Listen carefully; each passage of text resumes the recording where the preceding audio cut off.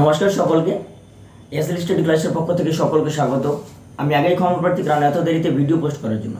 এখন কয়েকদিন দেরিতে ভিডিও পোস্ট হবে, কারণ আমাদের university of north Bengal department of law এর পক্ষ হইতে স্পোর্টস আয়োজন করেছে, সেই স্পোর্টস এখনও চলছে।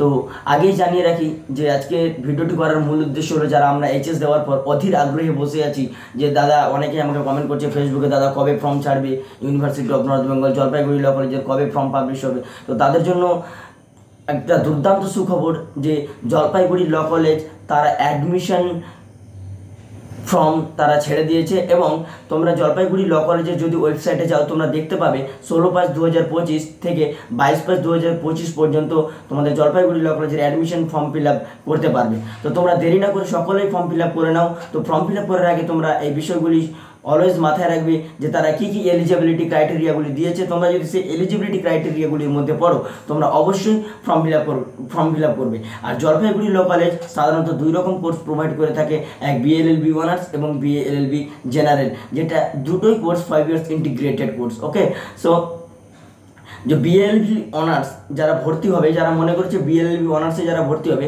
তাদের জন্য কী কী ক্রাইটেরিয়া রয়েছে, তাদের জন্য কী কী এলিজিবিলিটি ক্রাইটেরিয়া আছে। তো 1 নম্বর বলছে অবশ্যই ক্যান্ডিডেটকে 10+2 অর্থাৎ 12 পাস আউট হতে হবে, সেটা ওয়েস্ট বেঙ্গলের যে কোনো একটা বোর্ড থেকে। দ্বিতীয়ত, যারা মনে করেছে অনার্সের জন্য ভর্তি হবে, অনার্সের জন্য ফর্ম ফিল আপ করবে, তাদের অবশ্যই 55% মার্কস পেয়ে গত এক্সাম বা পাস্ট এক্সামে অর্থাৎ উচ্চ মাধ্যমিকে তোমাকে অবশ্যই 55% মার্ক পেয়ে পাস করতে হবে, তাহলেই তুমি ফর্ম ফিল আপের এলিজিবিলিটি হবে।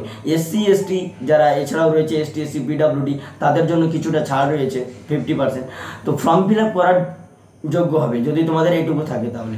আর শিক্ষার্থী, যেটা একটা সবচেয়ে গুরুত্বপূর্ণ দিক, যেটা একটা বয়স, অনেক ক্ষেত্রেই অন্যান্য কলেজে বয়স লিমিট দিয়ে দেয়, তো আমাদের এই জলপাইগুড়ি ল কলেজ এবারও বয়স লিমিট দিয়েছে যে যে শিক্ষার্থী ফর্ম ফিল আপ করবে তাকে অবশ্যই দেখতে হবে যে তার 1 জুলাই 2025 পর্যন্ত হিসাব করে, তার আগে ডেট অফ বার্থের সঙ্গে 1 জুলাই 2025 হিসাব করে দেখতে হবে তার বয়স 20 বছরের ঊর্ধ্বে হয়েছে কিনা। যদি তার বয়স 20 বছরের ঊর্ধ্বে হয়, তাহলে সে ফর্ম ফিল আপের জন্য এলিজেবল নয়।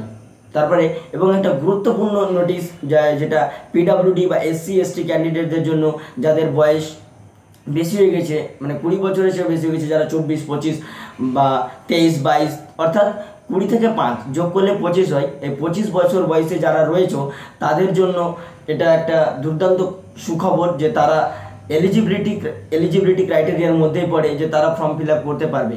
এবং যারা মনে করেছো যে জেনারেল বিএলএলবি জেনারেল কোর্সে ভর্তি হবে, তাদের জন্য কী কী ক্রাইটেরিয়া রয়েছে। তো বিএলএলবি জেনারেল কোর্সে সাধারণত সেম একই ক্রাইটেরিয়া রয়েছে, এলিজিবিলিটি ক্রাইটেরিয়া সেই একই রয়েছে, কিন্তু একটাই যে এখানে কিছুটা মার্কস কম রয়েছে। যদি তোমরা এখানে 50% পাও, তাহলে তুমি জলপাইগুড়ি ল কলেজে বিএলএলবি জেনারেল কোর্সের জন্য তুমি এলিজেবল। যারা এসসি এসটি এবং পিডাব্লিউডি ক্যাটাগরি রয়েছে, তাদের কিছুটা 45% মানে 45% মার্কস পেয়ে যদি তুমি সেই ফার্স্ট এক্সামে পাস করে থাকো, তাহলে তুমি এলিজিবল ফর্ম ফিল আপ করার জন্য। এরপরেও যদি কোনো কোয়ারিজ থাকে জলপাইগুড়ি ল কলেজ রিলেটেড যে কোনো, যে তোমার জন্য কোনটা বেস্ট, তুমি জেনারেল নেবে না অনার্স নেবে এই সম্পর্কে, তাহলে আমার কন্ট্যাক্ট নম্বরে হোয়াটসঅ্যাপ করে নেবে 8327367303 এই নম্বরে মেসেজ করবে হোয়াটসঅ্যাপে। তো আজকের মতো এটুকুই, আরও দেখা হবে নতুন এক ভিডিওতে। So tata.